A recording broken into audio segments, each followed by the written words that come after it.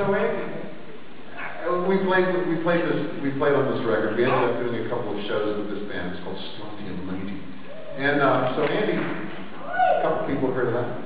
Okay, I'll tell that part first. This guy who hired us to play it wakes up 15, 20 years later and says, my God, I've got a solo album and my backing band is the Police. And so he calls me up, he calls Sting up, and Andy says, look guys, do you mind if I release this record? And man, he paid me 25 quid, which I needed at the time. It's your record, it's a second. He bought it this year and released it. Well, he actually released it under the name of Police Academy. Well, that's interesting. The reason why I mentioned it is because the playing on it is much more advanced than you would ever find on a Police record. We got drum fills, bass lines, it's like much more chops, more musical bullshit. The songs are not that great. And you can hear that there's a reason why we imposed this discipline on ourselves in the Police. Because it made it about the songs. We squeezed all of our chops and our technique so that, distilled it. Whereas on the Strontium 90 record, you can hear that we had chops. Okay, now the Andy story. After we played a concert with this guy, and just by some chance, I ran into Andy in London. He tells the story in his book, a little bit different from the story you were about to hear. It's very quick. He pulls me into a cafe. And he says, Stewart, you and that bass player, you got something. I think you got a feature, but you need me in the band. I accept.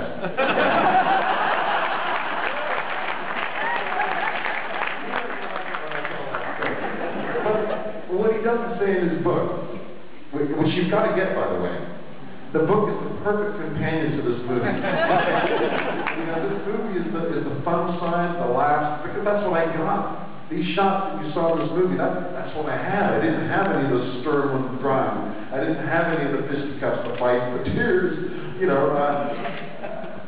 For one thing, there weren't very many. Mostly we got along. As you can see, we were chuckling and goofing off most of the time. But when we first met, I was telling him, man, we can't afford you. You're not going to last in this group. You're used to, the kind of money you earn. We don't earn that in the Police. The record company, there is no. Well, I'm the record company. There's management. I'm the manager. You're looking at it. The road crew, the roadies, that'd be you.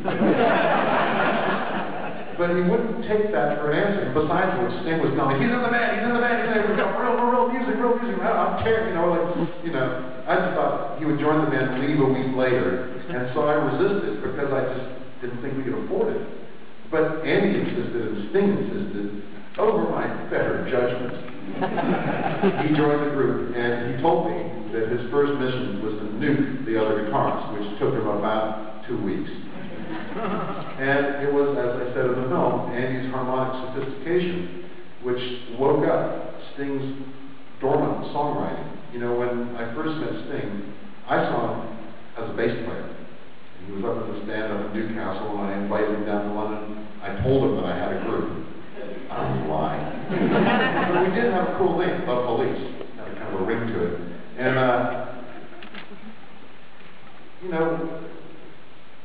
when he heard, I had no idea. He was a bass player who could sing.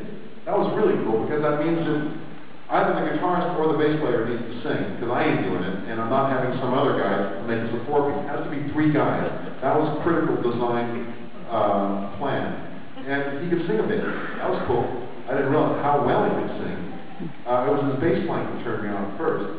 And what I never had any idea about was the songwriting. And that didn't happen until Andy joined the group and could actually play the chords that Sting would have in his vocabulary. So the Police really began when Andy joined.